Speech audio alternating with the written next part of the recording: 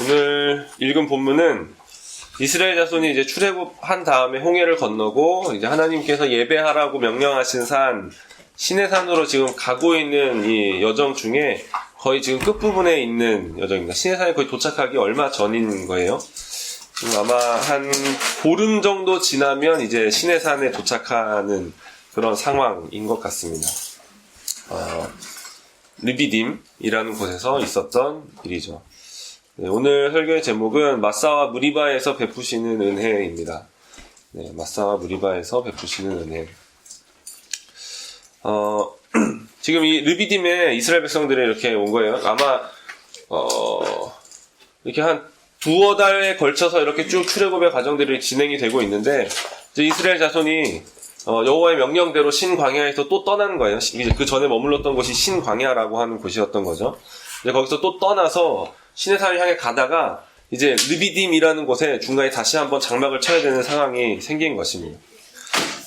신광야가 최종 목적지가 아니었던 것이죠. 그래서 하나님의 명령을 따라 다시 신광야에서 펼쳤던 이 장막을 접고 다시 또 이 길을 다 싸매 들고 또 길을 떠나게 되는 것이죠. 그런데 이렇게 신광야를 지나오면서 한 가지 문제가 생긴 거예요. 마실 물이 떨어진 것이죠. 마실 물이 떨어진 채로 아마 신광야를 좀 이렇게 걸었던 것 같습니다. 이렇게 지나와서 이제 르비딤에 가면 우리가 마실 물을 얻을 수 있을 것이다 라는 기대가 있었을 것입니다. 왜냐하면 르비딤은 물이 많은 곳이라고 알려진 곳이거든요. 그래서 르비딤에 가면 마실 물이 있다 라고 하면서 이렇게 막 간 거예요. 물이 거의 다 떨어졌지만 우리 힘내서 가보자. 조금만 가면 르비딤이 있고 거기 가면 우리는 목을 축일 수 있다, 마실 물을 얻을 수 있다 라고 하면서 간 거예요. 갔는데 마실 물이 없는 거죠. 갔는데 마실 물이 없는 거예요. 르비딤에 도착했는데 그냥 거기가 다 말라 비틀어져 있는 상황인 것이죠. 하나도 마실 물이 없는 상황 가운데 이스라엘 민족들은 지금 굉장히 분노에 차올랐던 것 같습니다. 그들의 분노는 너무나 강한 것이어서 그냥 이 원망하는 것을 넘어서 모세를 죽이려고까지, 모세와 다투고 그에게 돌을 던져 죽이려고까지 했습니다. 2절을 보시면 백성이 모세와 다투어 이르되 우리에게 물을 줘 마시게 하라 하고서 4절에 모세가 이제 하나님께 기도하면서 이렇게 말하는 거예요. 그들이 조금 있으면 내게 돌을 던지겠습니다. 아마 손에 돌이 들려 있었을 것 같아요. 돌 들고 물 내놔. 우리 여기서 말라 죽게 할 거야? 물 내놔 라고 하면서 막 돌을 들고 찾아오는 것이죠. 그들이 모세에게 따지는 내용은 무엇이냐면 이 애굽에서 인도내어가지고 그냥 거기서 우리 잘 먹고 잘 살고 있었는데 우리를 그냥 왜 이끌어내가지고 우리와 우리 자녀를, 우리 가축이 여기서 지금 목말라 죽게 하느냐 라고 그렇게 따지고 있는 것이죠. 그들의 이 여정은 어떤 여정이었냐면 아까 처음 1절에 읽은 대로 여호와의 명령대로 가고 있는 노정인 거예요. 여호와의 명령대로 지금 이 애굽을 떠나서 하나님을 예배하기 위하여 정하신 이 시내산을 향하여 가고 있는 여정이라는 거죠. 그들 스스로 떠난 것이 아니죠. 하나님의 명령대로 떠난 거예요. 그리고 하나님의 이끄심을 따라 지금 가라는 곳을 향하여 제대로 가고 있는 거예요. 그런데 지금 말라 죽게 생긴 것이죠. 물에 관한 문제는 사실 이스라엘 민족들에게 처음이 아니었습니다. 물에 대한 문제. 처음 이 문제는 어디에였었냐면 이집트를 탈출하고 나서 바로 그들은 물에 관한 문제를 맞닥뜨렸습니다. 홍해를 만난 것이죠. 그 앞에 거대한 물이 이렇게 펼쳐져 있는 거예요. 홍해가 펼쳐져 있는 거예요. 지금 애굽에서 막 이렇게 모든 짐을 싸들고 모든 가족을 이끌고 막 나왔어요. 막 나왔는데 모세가 인도하여 간 곳은 홍해인 것이죠. 그들을 가로막고 있는 거예요. 우리 지금 가야 되는데 홍해라는 이 거대한 물이 가로막고 있고 뒤에서는 바로의 군대들이 지금 추격하여 따라오고 있는 것이죠. 그냥 진퇴양난의 상황이 된 거예요.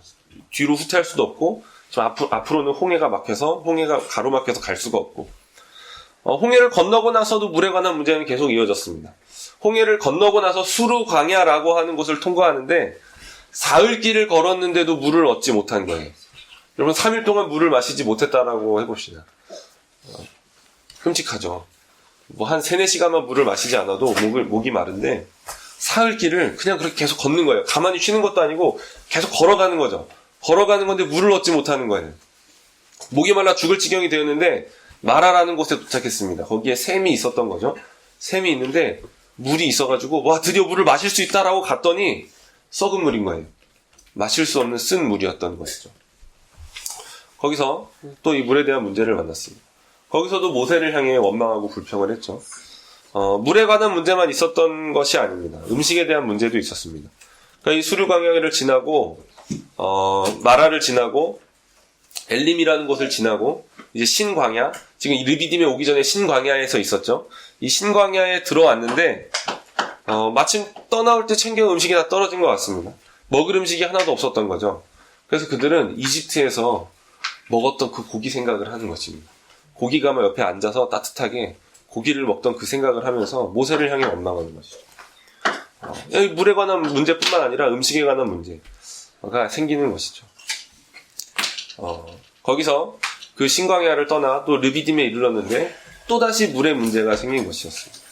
그러니까 말씀드렸다시피 르비딤은 물이 많은 곳이었고 많은 물을 기대했을 텐데 그들이 그 르비딤에 도착했을 때 그곳은 가뭄이었는지 물이 하나도 없었던 상태였습니다. 그러니까 이게 지금 계속 의문이 드는 거예요. 아니 우리가 지금 아무렇게나 막 가고 있는 것도 아니고 우리 뜻대로 가고 있는 것도 아니고 여호와의 명령대로 떠난 노정인데 계속 문제가 발생하는 것이죠. 1절에서 심지어 여호와의 명령대로 가고 있다라고 지금 그들이 목적지를 벗어난 것도 아닌 상황입니다. 분명히 목적지를 향해 계속 제대로 가고 있는데 그들에게는 문제가 계속해서 벌어진다라는 것이죠. 우리가 예수님을 믿고 구원을 받아 새로운 삶을 시작했죠. 그렇죠? 예수님을 믿으면 새로운 삶이 시작하는 거예요. 그렇게 믿음으로 구원을 받아 새로운 삶을 시작했는데 믿음으로 살려고 하고 있고 하나님의 말씀에 순종하여 살려고 하고 그렇게 길을 걷고 있는데 우리의 삶에는 문제가 계속되는 것을 보게 됩니다. 문제가 계속되는 거예요. 문제가 끊이질 않는 거죠. 오히려 그 이전보다 문제가 더 많아진 것 같아요. 문제가 되는 것들이 더 많은 것 같아요. 이것도 죄라 그러고 저것도 죄라 그러고 이렇게 사는 건 믿음으로 사는 게 아니고 그냥 뭔가 계속 문제가 생기는 것이죠.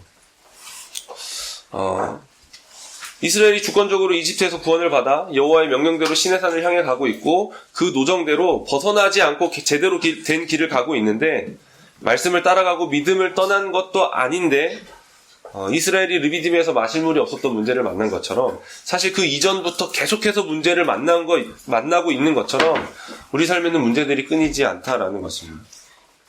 우리가 하나님께 구원을 받았다라고 할 때 우리가 기대하는 것은 어쩌면 이제 힘들지 않겠다. 뭔가 문제들이 이제 해결되겠다. 이제 뭔가 문제들이 다 잘 풀려지고 나는 이제 고생길이 끝났고 내 인생에는 꽃길이 남아있다라는 것을 기대할지 모릅니다. 그런데 여호와의 명령을 따라 순종하여 떠난 이 구원의 길에는 문제가 계속 있다라는 것이죠. 우리는 계속해서 문제를 만난다라는 것이죠. 꽃길인 줄 알았는데 우리가 가는 길은 가시밭길처럼 느껴지는 것입니다.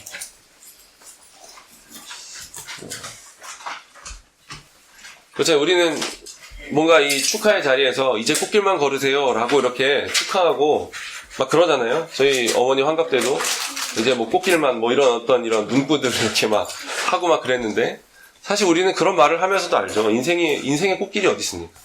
인생이 다 고난의 길이고 사실 다 가시밭길이죠. 꽃길을 걷기를 원하지만 우리는 계속 문제들을 만나고 가시밭길을 걷게 되는 그런 상황 가운데 있게 되는 것입니다. 믿음의 길을 가고 있는 그리스도인의 인생 또한 마찬가지라는 거예요. 꽃길이 펼쳐지는 게 아니라 계속해서 가시밭길을 걷고 있는 것 같은 우리의 삶이라는 것이죠. 문제들이 계속해서 있다라는 것입니다. 그런데 우리에게 있는 문제는 그저 우리에게 고통을 주기 위한 문제가 아니라는 것을 기억해야 합니다. 우리 하나님께 구원을 받은 사람들이죠. 특별히 우리들은 더욱더 그렇게 생각을 해야 하는 것이죠. 왜냐하면 하나님께서 허락하지 않으면 참새 한 마리도 땅에 떨어지지 않기 때문임을 알기 때문인 것이죠. 하나님이 허락하시지 않으면 참새 한 마리도 그냥 땅에 떨어지지 않습니다. 우리의 머리카락도 세시는 분이시다라고 말씀하시는 것이죠. 예수님께서 이렇게 말씀해 주시는 것입니다. 하나님은 그 어떤 일도 의미 없이 행하지 않는다. 문제는 단순히 우연히 주어진 것이 아니라 특별히 하나님의 백성들에게 그것은 하나님께서 우리를 향하신 계획과 목적 가운데서 주어지고 있다라는 것이죠. 하나님께서는 우리가 다 알 수 없는 헤아릴 수 없는 크신 목적과 계획 안에서 그 문제들을 맞이하게 허락해 주시는 것입니다. 그 문제를 맞닥뜨렸을 때 우리가 해야 하는 반응은 믿음의 반응이어야 하고 하나님을 향한 신뢰의 반응이어야 하는데 그 문제를 맞닥뜨렸을 때 우리뿐만 아니라 우리와 이스라엘의 반응은 그냥 모세와 하나님을 향한 극렬한 분노였던 것이죠.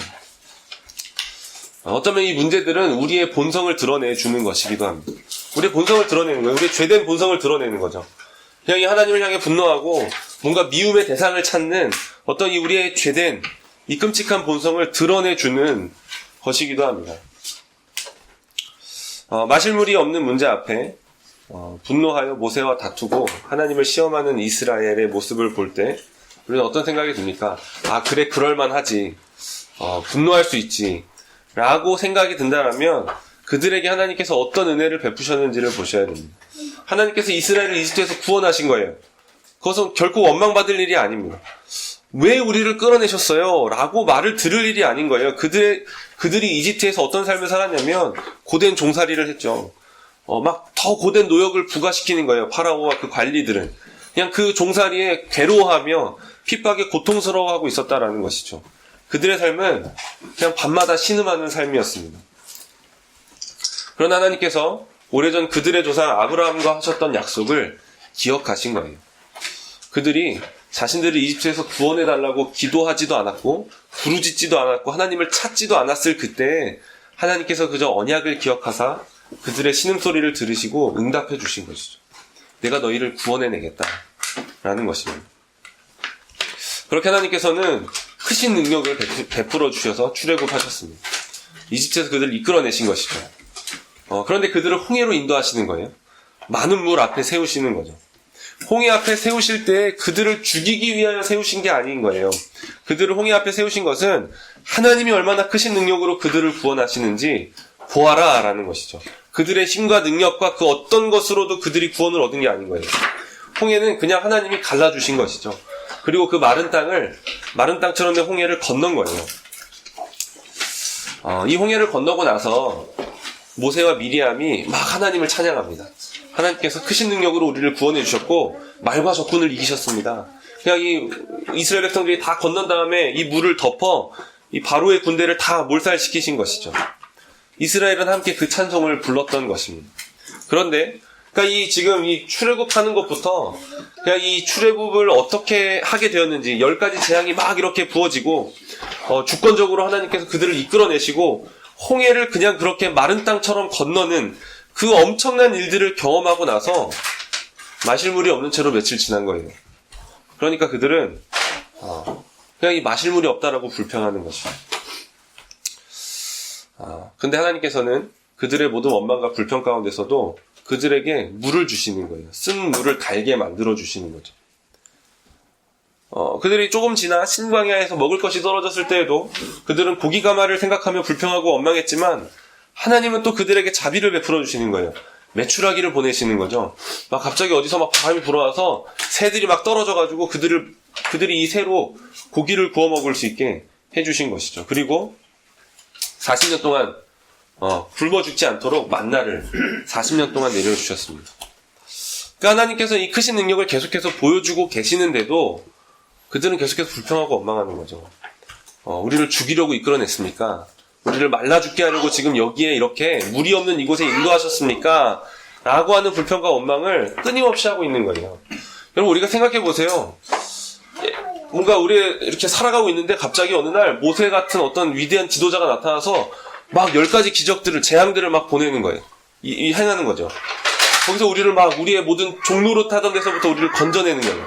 이것도 우리가 두 눈으로 다 봤어요. 홍해가 갈라졌어요. 우리는 홍해가 없으니까 막 한강이 갈라지는 거예요. 막 이런 걸 봤어요. 어떤 사람이 지팡이 들고 나타나서 한강 앞에 섰는데 막 한강이 갈라지는 거죠. 막 한강을 막 마른 땅처럼 건너는 거죠. 이 모든 일을 경험했는데 이 경험했으면 당연히 하나님께서는 능력이 크십니다. 우리를 굶어 죽게 하지 않으실 것입니다.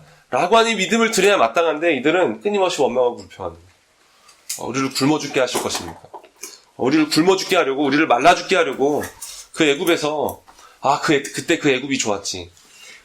그 애굽에 있을 때 계속 고통에 신음했던 거예요. 그런데 그때 그 종로로 타던 때가 좋았다고 막 그렇게 생각하는 것이죠.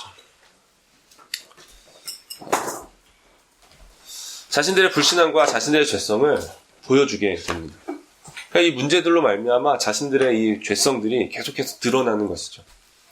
그 죄성 안에서 바라는 이 원망은 때로는 너무 극심해져서 모세를 돌로 쳐 죽이려고 하는 데까지 가는 것입니다. 그런데 이 모든 원망의 대상이 지금 모세를 향하고 있는데 모세를 향하여 원망하는 것에서 그치지 않는 거예요. 모세가 가르쳐주는 것은 너희가 나를 원망하고 나와 다투고 있지만 너희가 원망하고 다투는 대상은 내가 아니다 라는 것을 모세가 가르쳐주는 거예요. 우리 2절을 같이 읽겠습니다. 시작. 백성이 모세와 다투어 이르되 우리에게 물을 주어 마시게 하라. 모세가 그들에게 이르되 너희가 어찌하여 나와 다투느냐? 너희가 어찌하여 여호와를 시험하느냐?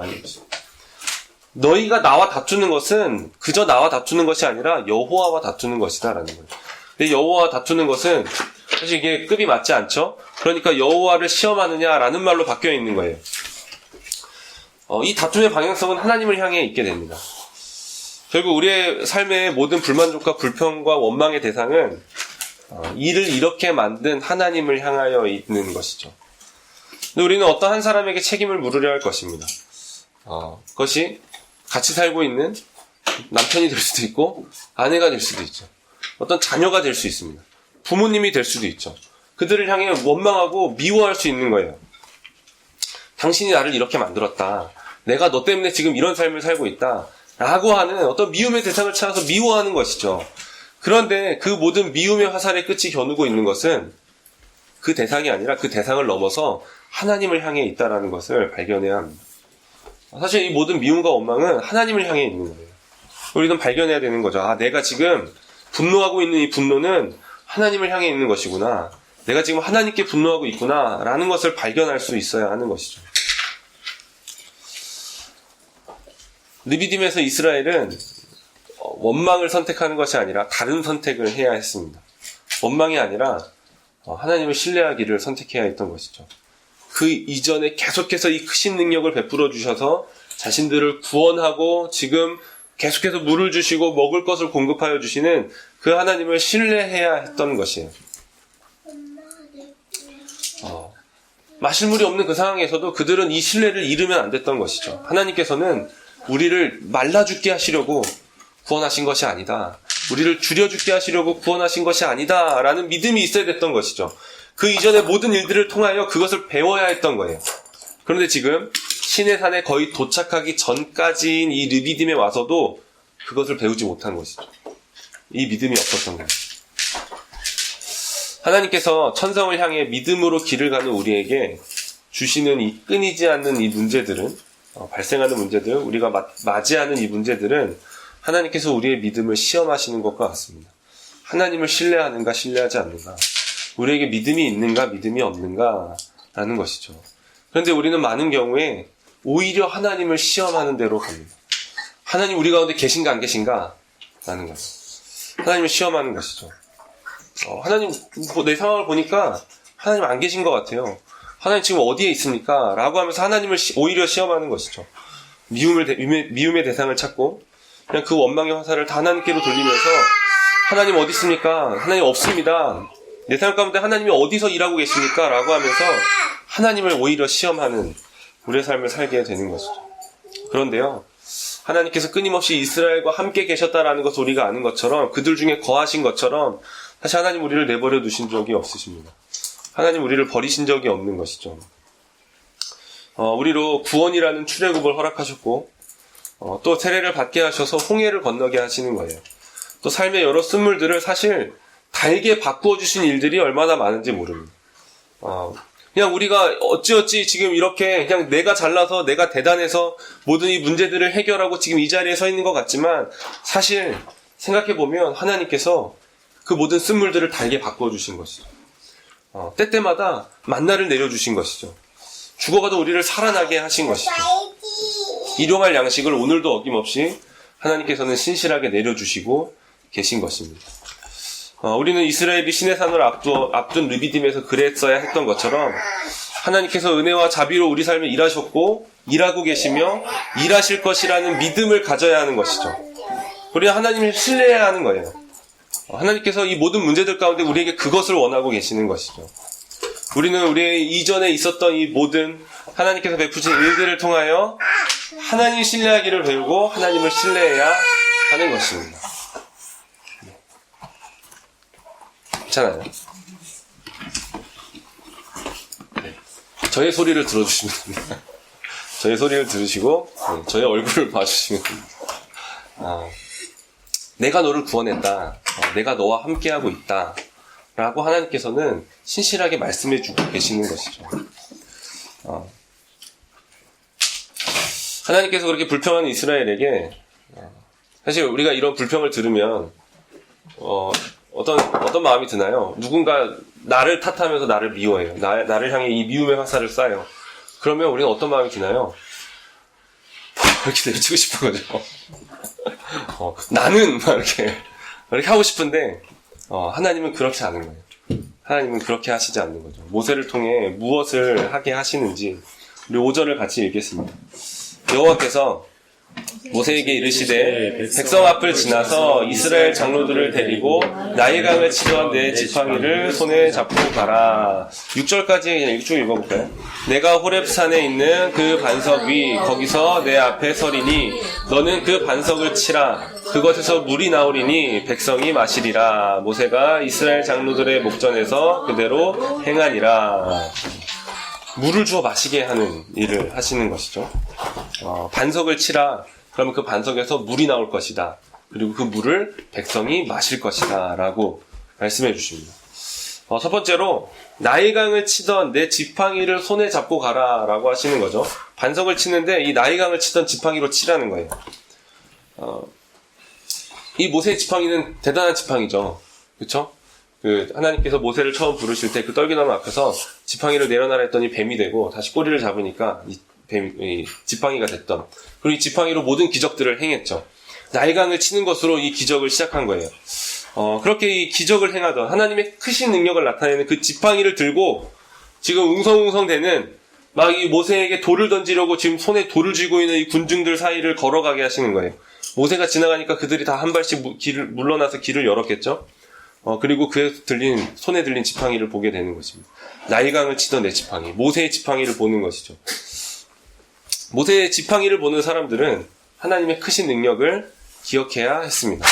잊어버렸던, 망각했던 하나님의 크신 능력을 기억하는 것이죠. 그렇지, 하나님께서 저 모세의 지팡이로 나일강을 치셨지, 애굽을 치셨지라고 그걸 기억하는 거예요. 그리고 그 지팡이로 홍해를 가르셨고 애굽의 군대를 치셨지라고 이 모세의 지팡이를, 나일강을 치던 지팡이를 보는 것이죠. 그리고 우리는 우리 눈앞에 닥친 문제 앞에서 그냥 그 문제 앞에서만 있으면 그 문제밖에 안 보이는 거예요. 뭐 그런 거죠. 이 물컵이 제 눈앞에 있으면 물컵밖에 안 보이는 거예요. 다른 것들이 잘 안 보이게 되는 거죠. 우리는 닥친 문제 앞에서 한 발 뒤로 물러설 줄 알아야 됩니다.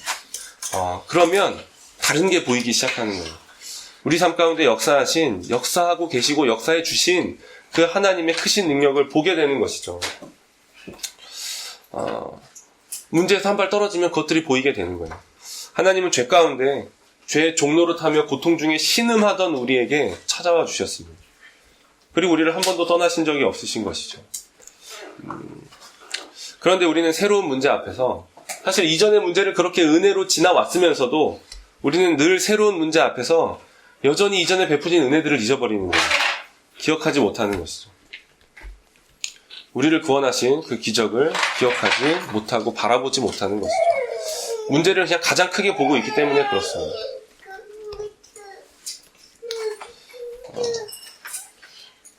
여러분, 구원을 얻으셨습니까? 예수 그리스도를 믿음으로 구원을 얻으셨습니까?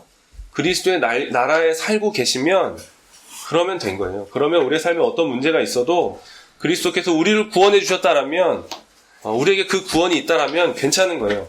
한 발 뒤로 물러서서 그 문제에서 잠깐 떨어져서 우리에게 베푸신 은혜를 바라보는 것이죠. 여러분, 세상에 아무리 문제가 없는 사람이 있어도 우리보다 낫지 않습니다. 부모와의 문제가 없고, 부부 사이의 문제도 없고, 자녀 사이의 문제도 없고, 뭔가 먹을 것과 입을 것에 대한 걱정도 없고, 그냥 인생의 문제라고 할 만한 부분이 아무것도 없을지라도 그에게 구원이 없다라면 아무것도 아닌 거예요. 설령 우리에게 그 모든 문제들이 있을지라도 예수 그리스도로 말미암아 구원을 얻은 우리가 더 복 있는 사람들입니다. 더 복된 사람들인 것이죠. 오히려 그들이 문제가 있는 사람들인 거예요. 이 세상에 문제가 아무리 없는 사람들일지라도 예수 그리스도를 만나지 못했으면, 그분으로 말미암아 구원을 얻지 못했으면 우리보다 그가 더 문제가 있는 사람들이라는 것이죠. 왜냐하면 그에게는 영원한 죽음이라는 도저히 해결할 수 없는 문제 앞에 서 있기 때문입니다. 그러나 우리는 아무리 우리 눈앞에 문제들이 많이 있어도 우리의 영원한 죽음의 문제가 해결이 되는 것이죠. 우리에게 쌓여져 있는 모든 문제들, 우리의 눈앞에 이렇게 그냥 아무것도 보지 못하게 만들고 있는 것 같은 이 모든 문제들은 결국에는 아무런 문제가 되지 않을 것이기 때문입니다. 많은 문제들로부터 한 발 떨어져서 우리 주님의 크신 능력과 구원의 은혜를 바라보는 것이죠. 그리고 그 은혜로부터 주어지는 우리에게 주신 모든 위로와 새롭게 하심과 회복하심을 바라보는 것입니다. 그리고 6절에서 그 지팡이로 이제 반석을 치라고 하시는데, 이게 되게 재밌는 부분이죠. 내가 호렙산에 있는 그 반석 위, 거기서 너의 앞에 서리니 너는 그 반석을 치라라는 거예요. 그냥 그 지팡이 들고 와서 반석을 치라라는 게 아니라 지금 하나님께서 뭐라고 하냐면 내가 반석 위에 설 것이고 내가 너 앞에 서 있을 거야. 너는 그 반석을 쳐라라고 하는 것이죠. 그러니까 지금 백성들이 볼 때는, 또 모세가 볼 때는 하나님은 보이는 분이 아니시기 때문에 그냥 반석 위에 서서 모세가 반석을 치는 모양일 거예요. 그런데 하나님께서 말씀하시는 건 뭐냐면 너가 치는 그 반석 위에 내가 있을 것이고 내가 너 앞에 서 있을 거야. 너 그 반석을 쳐라라는 것이죠. 이것이 무엇을 의미하는가? 모세가 내리치는 것은 하나님이라는 거예요. 내가 너 앞에 설 테니까 너는 나를 내리쳐라 라고 말씀하시는 것이죠. 하나님은 이스라엘 백성들에게 생명의 물을 주시기 위하여 내려침을 당하시는 분이라는 것입니다. 하나님은 쪼개짐을 당하시는 분이라는 것이죠. 이것은 누구를 보여주는 것입니까? 예수 그리스도를 보여주는 것입니다. 모세가 반석을 치는 이 사건은 우리 주 예수 그리스도의 십자가의 구원을 예표하는 사건입니다. 사도 바울이 이렇게 말씀합니다. 고린도전서 10장 4절의 말씀인데요. 다 같은 신령한 음료를 마셨으니 이는 그들을 따르는 신령한 반석으로부터 마셨음에 그 반석은 곧 그리스도시라 라는 것이죠. 하나님께서 내가 반석 위에 설 테니 나를 내리쳐라, 그렇게 반석을 쪼개라 하신 이 사건은요, 그리스도께서 쪼개짐을 당하신 사건이라는 것입니다. 반석이신 그리스도께서 우리에게 생명을 주시기 위하여 내려침을 당하시고 그리고 쪼개지시고 물을 내셨다라는 것이죠. 이사야서는 이것을 이렇게 말합니다. 제가 말씀을 읽어드리겠습니다. 그가 찔림은 우리의 허물 때문이요 그가 상함은 우리의 죄악 때문이라. 그가 징계를 받음으로 우리는 평화를 누리고 그가 채찍에 맞음으로 우리는 나음을 받았도다 라는 것이죠. 하나님은 모세에게 반석을 치라고 하실 것이 아니라 사실 누구를 쳐야 합니까? 원망하고 불평하는 모세와 다투는 자들, 모세를 죽이려고 하는 자들, 하나님을 향하여 그 모든 불평하고 원망하고 하나님을 시험하고 있는 그 사람들, 이스라엘 백성들을 치라고 하셔야 됐죠. 누구를 쳐야 됩니까? 그들을 쳐야 되는 거예요. 죄인들을 쳐야 되는 것이죠. 그런데 하나님은 죄인을 치라고 하지 않으시고 자신을 치라고 하시는 것입니다. 2000년 전 하나님께서 죄인을 구하시기 위하여 자신의 독생자 예수 그리스도를 이 땅에 보내셨습니다. 그리고 이 죄 없으신 아들을 십자가에 달리게 하시고 죄가 없음에도 불구하고 우리의 죄악을 그분께 담당시키시는 거예요. 하나님의 진노를 받게 하시는 것이죠. 그런데 그 하나님의 진노는 사실 내가 받았어야 할 진노입니다. 하나님은 예수님을 치실 것이 아니라 나를 치셨어야 하는 것이죠. 그런데 하나님은 우리를 대신하여 자신의 독생자를 치시는 것입니다. 우리가 받아야 할 진노를 아들에게 쏟아 부으시고 우리가 받아야 할 형벌을 아들에게 집행시키시는 것이죠. 그렇게 우리 주 예수 그리스도는 쪼개지셨습니다. 그 몸이 찢어지신 것이죠. 그렇게 반석이 쪼개지니 어떻게 되었습니까? 물이 흘러나와. 이 물이 흘러나오는 거예요. 이 물은 쪼개진 돌 틈을 채우는 작은 샘물 같은 게 아니었습니다. 물이 나오는데 이 물이 나오는 것을 어떻게 표현하냐면 시편 78편에서 이렇게 표현합니다.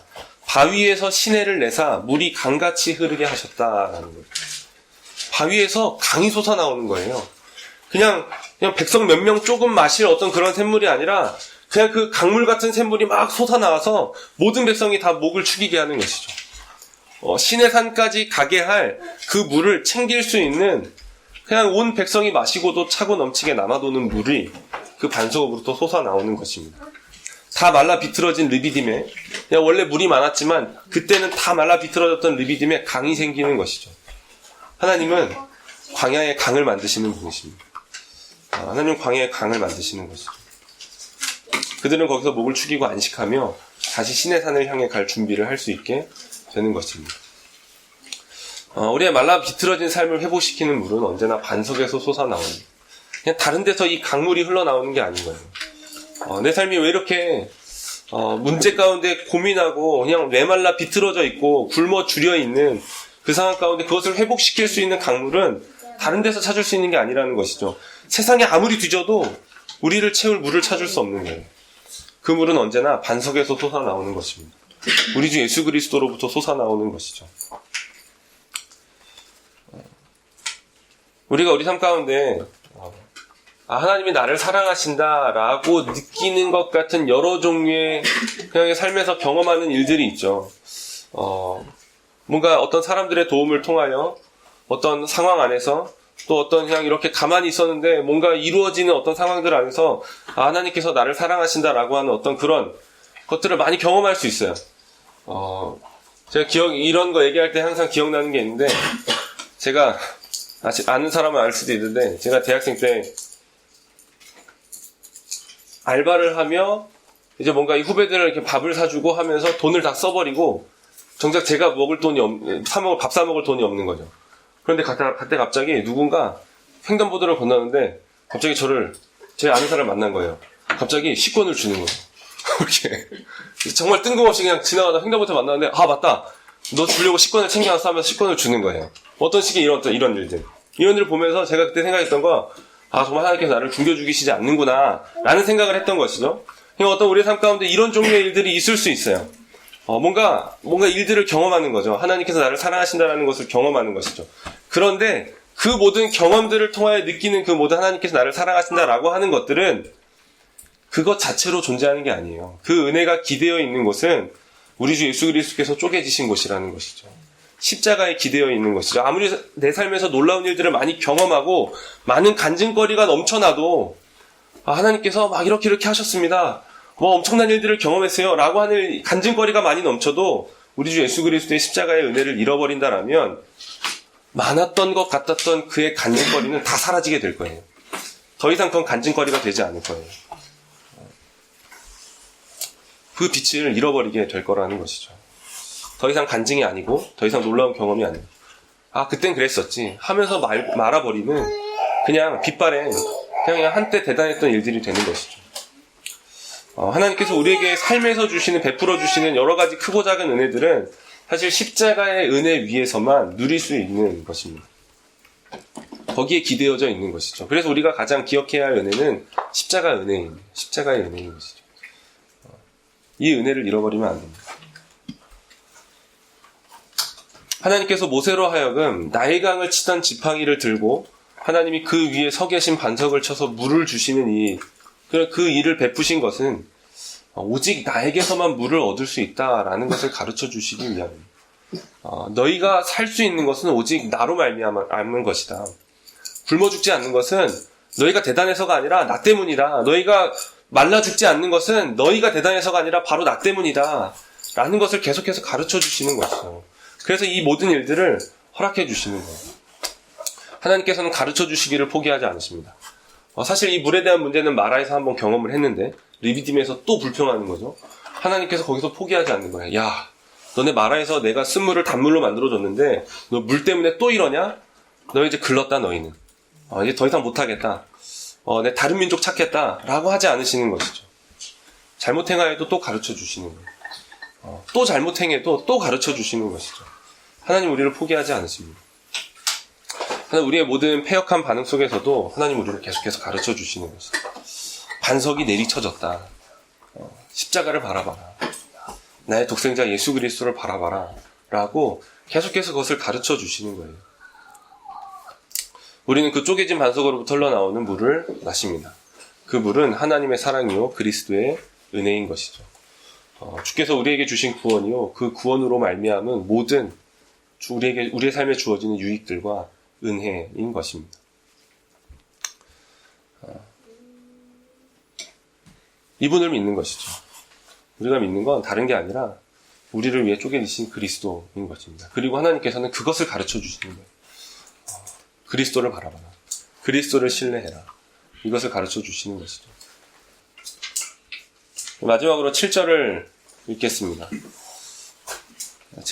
시작. 그가 그곳 이름을 마사 또는 무리바라 불렀으니 이는 이스라엘 자손이 다투었으며 또는 그들이 여호와를 시험하여 이르기를 여호와께서 우리 중에 계신가 안 계신가 하였음이더라. 그곳 이름을 마사와 무리바라고 불렀다라는 거예요. 우리 한글 성경에서는 또는이라고 되어 있는데 그냥 마사와 무리바라. 그러니까 이 두 이름을 붙인 거예요. 왜냐하면 이스라엘 자손이 다투었고 그리고 또예요. 또 그들이 여호와를 시험하여 이르기를 여호와께서 우리 중에 계신가 안 계신가 하였습니다. 그러니까 여호와를 시험하였기 때문에 지금 이 마사와 무리바라는 이름을 붙이는 것이죠. 마사는 시험이라는 뜻입니다. 무리바는 다툼이라는 뜻입니다. 그러니까 여기서 이스라엘 자손이 모세와 다투었고 여호와를 시험했다라는 것이죠. 어떤 지명의 이름을 붙였다라는 것은 그것을 기억하라는 거예요. 거기에서 있었던 사건을 기억하라는 것이죠. 너희들의 다툼과 너희들이 다툼한 자리, 너희들이 여호와를 시험한 그 자리를 기억해라라는 거예요.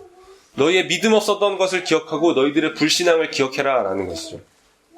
이스라엘은 자신들의 이 부끄러운 모습, 이 하나님 앞에서 또 실패하고 하나님을 원망했던 이 불신앙의 이 부끄러운 모습을 기억해야 합니다. 외면하거나 잊으면 안 되는 거예요. 그것을 기억해야 되는 거예요. 무리바와 이 마사라는 이 르비딤을 지날 때마다 그것을 볼 때마다 아니면 어떤 지도에서 그 지명을 볼 때마다 그들은 그날의 부끄러운 모습을 기억해야 하는 것이죠. 우리가 그랬지. 우리가 믿음이 없어서 모세와 다투고 우리가 감히 하나님을 시험했지 라면서 자신들의 그리고 그들의 후손이라면 자신들의 조상들의 잘못을 기억해야 하는 것이죠. 그것을 기억해야 하는 이유는 무엇입니까? 또다시 그렇게 하지 않기 위해서입니다. 또다시 불신앙으로 믿음 없음으로 하나님께 그렇게 하나님을 대적하여 시험하지 않기 위해서인 것이죠. 다시 마실 물이 없어지게 되었을 때 다시 다른 문제들을 맞닥뜨렸을 때 마사와 무리바를 기억하여 여호와를 시험하지 않기 위한 것입니다. 시편 95편 8절에서 9절에서 이렇게 이 무리바에서 있었던 일들을 이렇게 시편 기자가 노래합니다. 제가 읽어드리겠습니다. 너희는 무리바에서와 같이 또 광야의 마사에서 지냈던 날과 같이 너희 마음을 완악하게 하지 말지어다. 그때 너희 조상들이 내가 행한 일을 보고서도 나를 시험하여 조사하였도다. 라는 거예요. 이 무리바와 마사에서 지냈던 날과 같이 마음을 완악하게 하지 말아라. 이것을 마사 무리바를 기억해야 되는 건 이건 거예요. 우리의 마음을 완악하게 하지 말기 위해서인 것이죠.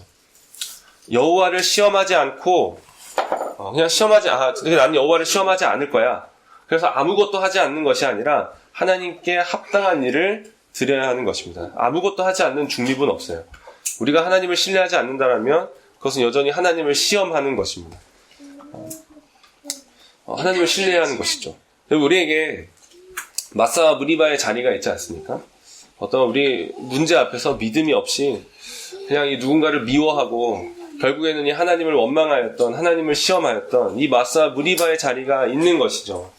뭔가 물이 없어서 뭔가 이 마실 물이 없어서 그냥 죽게 된 그 자리에서 뭔가 하나님을 원망했던 그 자리가 있었던 것입니다. 하나님을 예배하지 않고 뿐만 아니라 미워했던 그때가 있는 것이죠. 사실 우리에게 믿음이 없었던 그때가 그 모든 때가 사실 마사와 무리바의 자리예요. 여러분 언제 구원을 얻으셨습니까? 언제 회심을 하셨습니까? 이 회심하여 구원을 얻기 전에 이 모든 때가 사실 다 르비딤에서 마실 물이 없었던 때였던 것이죠. 그 모든 자리가 마사와 무리바로 이름 지어진 자리인 것입니다. 진리에 무관심했던 삶, 그리스도를 배척하며 살았던 삶, 그 모든 삶이 우리의 마사와 무리바가 되는 것이죠. 하나님을 시험했던 패역한 자리인 것입니다. 우리는 이 자리를 잊어버려서는 안 됩니다. 주 안에서 새로운 피조물이 되었다라고 뭔가 이전에 패역하게 살았던 그 삶이 다 사라지는 게 아니에요. 여전히 그 삶은 우리에게 있는 거예요. 마사와 무리바로 계속 기억해야 할 자리가 되는 것이죠. 우리는 그 자리를 끊임없이 기억해야 됩니다. 왜요? 우리가 맞이하는 모든 문제들 가운데서 하나님을 신뢰하기 위하여인 것이죠. 우리를 구원하신 반석이신 그리스도를 믿고 믿음으로 반응하기 위하여 우리는 그 이전에 내 자리를 기억해야 하는 것입니다.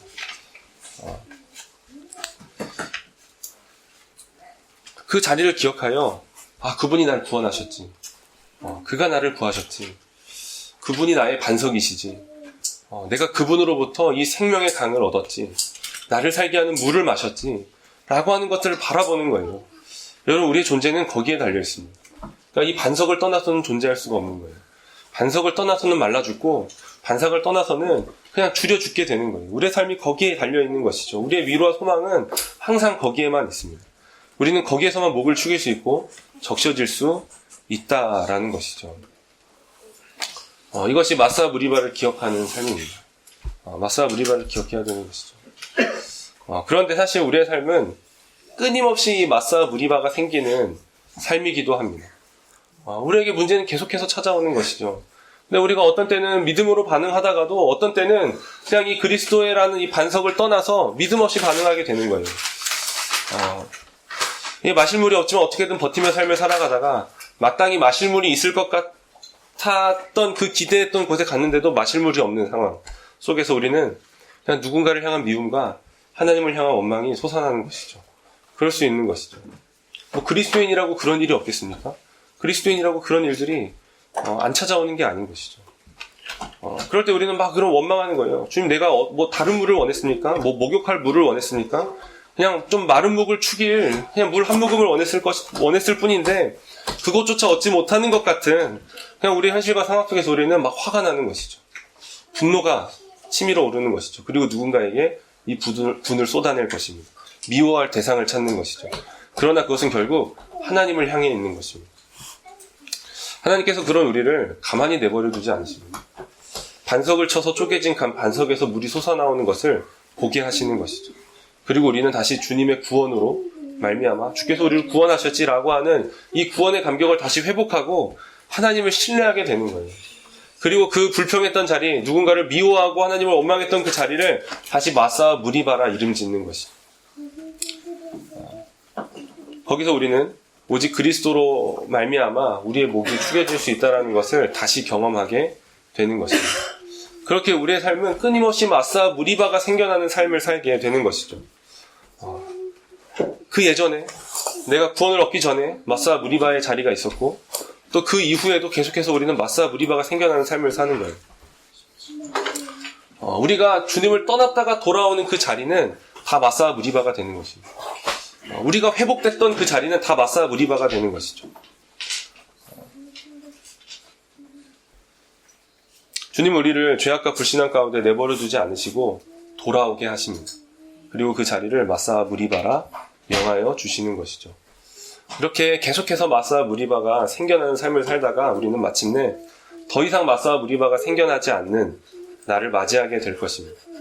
우리 주 예수 그리스도께서 다시 오시는 그날에 우리는 더 이상 마사 무리바가 생기지 않는 것이죠. 우리는 더 이상 누군가를 미워하지 않게 되는 거예요. 우리는 더 이상 누군가를 미워하지 않게 될 뿐만 아니라 하나님을 향하여 원망하지 않게 되는 것이죠. 하나님의 나라에 들어가는 그날에 우리는 그렇게 완전히 회복이 될 것입니다. 하지만 기억해야 할 것은 우리가 하나님의 나라에 가서도 여전히 우리의 삶에 있었던 그 마사 무리바를 기억하여 하나님을 찬송한다라는 거예요. 우리 이전에 있었던 모든 실패와 모든 죄악과 그냥 이 패역했던 이 삶을 다 고백하여 하나님을 그럼에도 나를 구원하신 하나님을 찬양하게 되는 것이죠. 그것이 우리의 삶에도 있어야 되는 거예요. 지금 우리의 삶에도.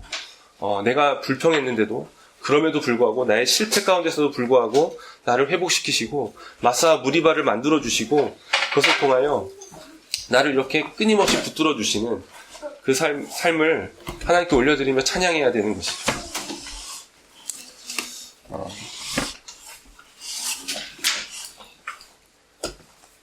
한 가지 더 말씀을 드리면 우리가 마사 무리바에서 실패하고 회복되는 삶을 살아갈 때 우리가 계속해서 실패하고 실패했지만 또 회복이 되고 그렇게 마사 무리바라 이름 짓고 또 그것을 기억하며 하나님께 신뢰를 드리고 믿음으로 나아가고 하는 그러한 삶을 살 때 우리는 삶에서 진정으로 복음의 빛을 비추게 되는 거예요. 그냥 그리스도인이 사는 것이 세상 사람들과 사는 것과 다를 바 없더라가 아닌 거예요.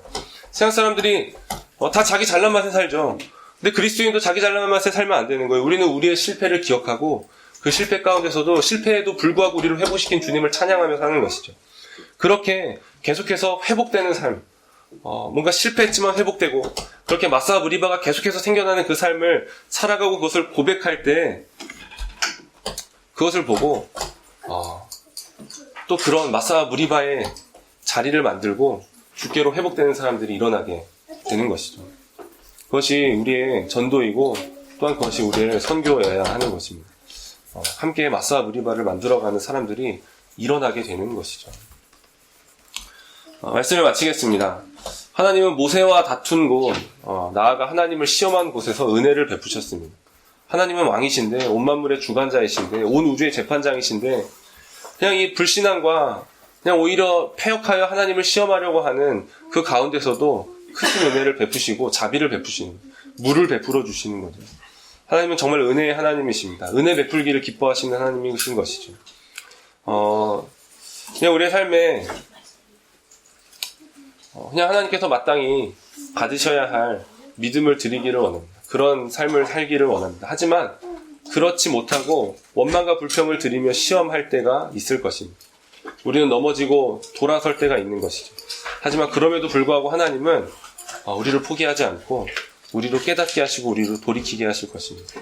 그래서 마사 무리바는 단지 수치와 부끄러움, 실패의 자리가 아니라 회복의 자리가 되는 것이죠. 우리가 해야 할 것은 마사 무리바에서 은혜 베푸시는 주께로 돌아가는 것입니다. 계속해서 돌아가는 것이죠. 떠났다가도 또 돌아가는 것입니다. 그리고 그 모든 우리의 삶에 베푸신 은혜의 흔적들, 모든 마사 무리바를 통하여 주께 감사와 찬송과 영광을 올려드리는 것입니다. 그렇게 하나님께 은혜를 많이 받고 경험할 수 있는 우리 하늘생명교회 지체들, 가정들과 자녀들이 되기를 소원합니다.